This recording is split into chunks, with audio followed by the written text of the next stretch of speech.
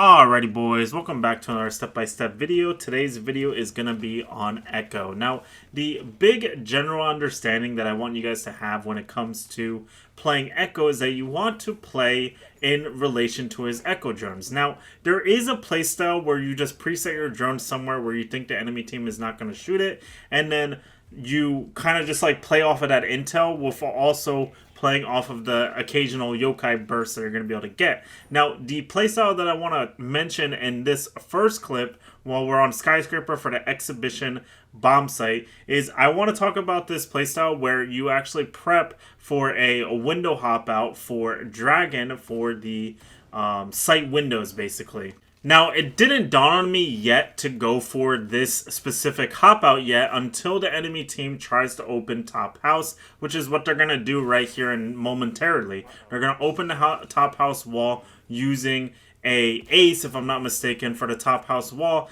And long story short, they also got rid of my Mira. So in this type of position, it's going to be really awkward to actually hold this space if we kind of just play it normal, if that makes sense. So the play that I wanted to go for is I wanted to impact for this window, hop out, look for anybody that's playing outside of that breach and get myself free kills. Now right here, there was nobody outside of the window or the breach directly. However, since I am playing Echo, what I'm actually able to do is use one of my Echo drones to actually drive out the drone hole by the window over here for sight. And essentially the idea is that when the enemy team is going to go outside of that top house breach, I can use my Echo drone, drive through the drone hole, look towards the site window, and I should be able to see them on the breach. Now right here, the reason why I'm looking at terrace is because one of my teammates died by the terrace doorway, so I'm just checking it to make sure nobody's actually actively peeking it. Right here, we're going to get back on our Echo drone. We're going to do that play I was saying, where we're going to drive our drone outside. We're going to see somebody on the top house wall. We're going to jump out, get ourselves a free kill on Twitch, and as I'm actually rotating away right there, I actually see another guy, so I'm going to go ahead and jump out again, get myself a free kill on the ace right here,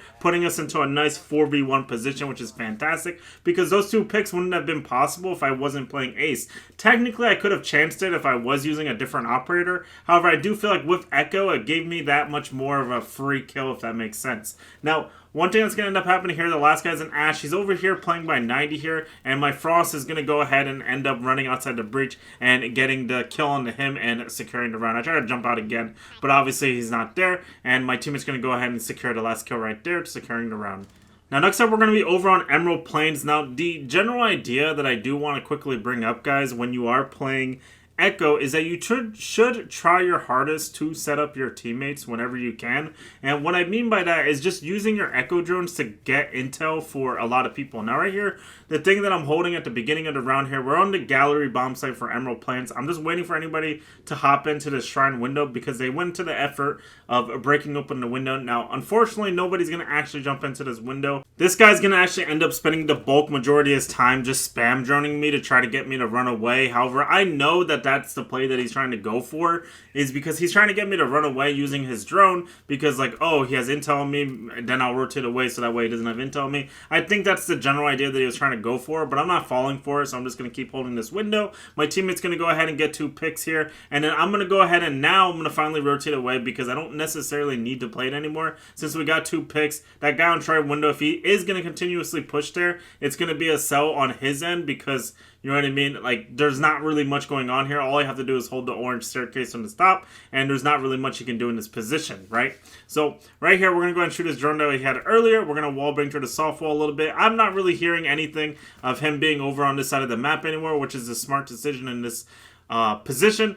Or the smart idea in this position. And long story short, we're going to get on Echo Drone here. We're going to try to see if we can get some intel for our zombie so that way he can get himself another kill. He goes and gets another pick right here. And then the Twitch is going to actually unfortunately end up killing my zombie right there. And I believe the Twitch is also the same guy who was on my shrine window. And then now at this point, I just got to think like, okay, what's the push that the enemy team is going to try to go for in this position? And for context, they're not really so much pushing admin CEO side anymore. So I'm going to go ahead and just leave one of my Echo Drones here. Swap to my gallery Echo drone here. I'm going to see an Echo or a not an Echo, a Grim that's pushing through Gallery here. I'm going to go ahead and just EMP burst him to disorientate him. He's going to run into storage right there, so I'm going to go ahead and rotate towards orange, because there's a good chance he's going to start trying to swing me, which is what he does. So I end up getting myself a free kill off of him being disoriented, trying to run through sight. And then we're going to go ahead and get back on our Echo drone here once again. We're going to check over by admin just to make sure he's not lurking for some kind of play there. And then I actually am going to end up getting audio off of my Echo drone here. The last guy is actually in archives, so it's the same thing as before, where I'm just going to be waiting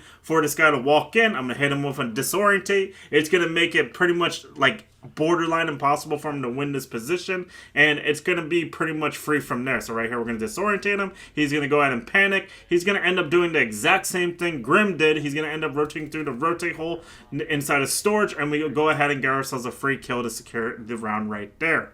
And in essence, that's the general idea that you guys want to be having when you are playing Echo, is that you want to be putting your Echo drones in places where you can use them as intel, so that way you can swing. Kind of like old Valkyrie, if that makes sense. Like kind of like how you would use Valkyrie back in the day, where you would toss your cameras down and then you would make your playmaking decisions based off of where those Echo drones are.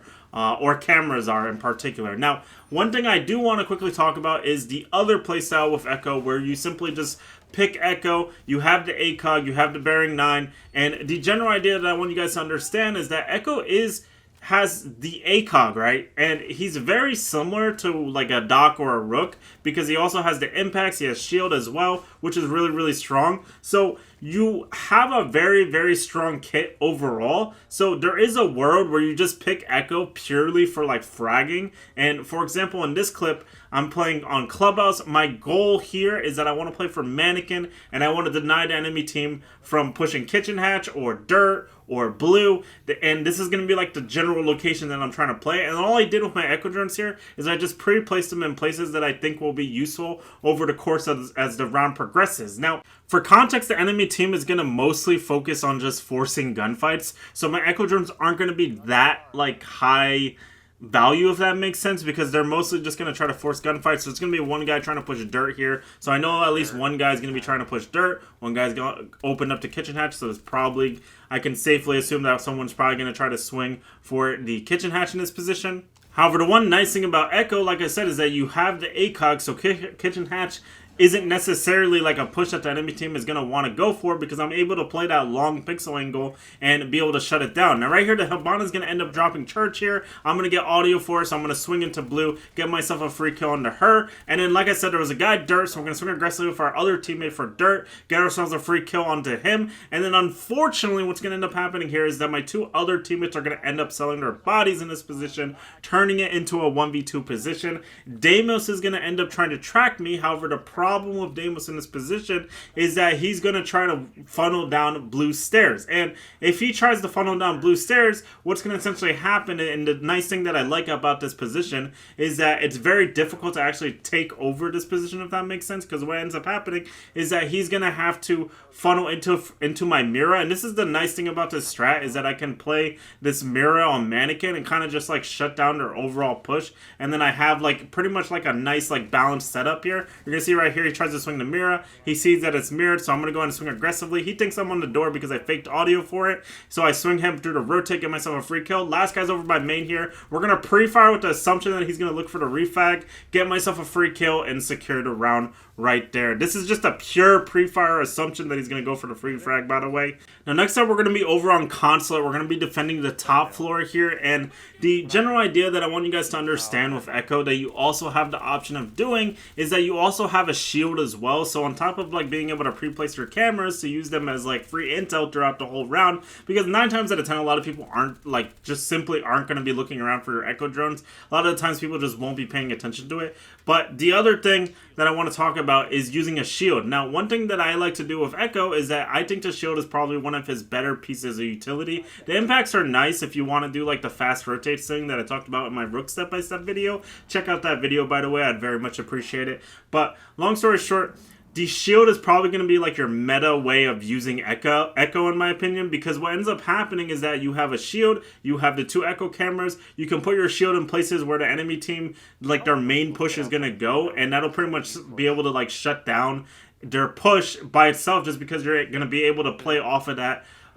shield as well as play off of your Echo drones, and they're going to have to do a lot of utility clear to actually get you out of some of these positions that you can position yourself with the shield. Now right here, we're going to go ahead and be playing the vending machine with the shield here, and the general idea here that we're doing is that we're just waiting because the enemy team is going to be going for contacts and admin push here, and we want to shut down this admin push because this is like, in my opinion, the admin push is like the comp push on this map, if that makes sense. Right here we do actually end up having a clash, so the clash is going to be like our main like driving force of stopping the enemy team, if that makes sense, in this position. So all I have to really do in this position is just kind of chill, just kind of got to make sure that nobody is like walking through this hallway at random points in time. But I'm going to go ahead and start getting on my Echo drones here, try to see how many people we're working with on this admin push. I'm going to end up seeing 3 people through the drone hole here, so I'm like, okay, it's most likely going to be a heavy-handed admin push. So now all I really need to do is just focus on making sure nobody can walk through my hallway.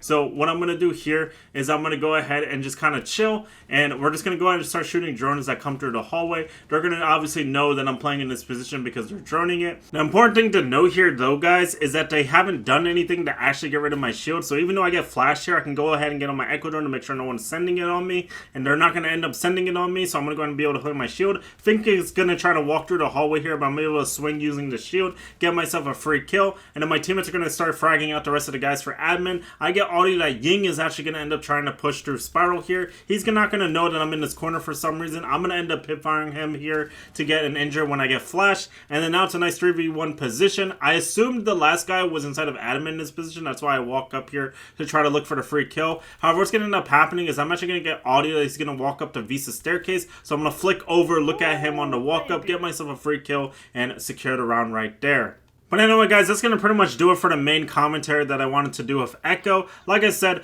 the general idea when you're playing Echo is that you either want to be using your Echo drones to get yourself free kills, or you want to help your teammates get free kills using the Echo drone. And that's going to be like the rough idea that you guys want to have when you are playing him. And the other thing that I do want to quickly talk about is that putting like static cameras isn't necessarily a bad idea, because your teammates are going to be able to also make use of those cameras when they do end up dying. But hope you guys enjoyed. Please make sure to like and subscribe, and I will see you guys in the next one.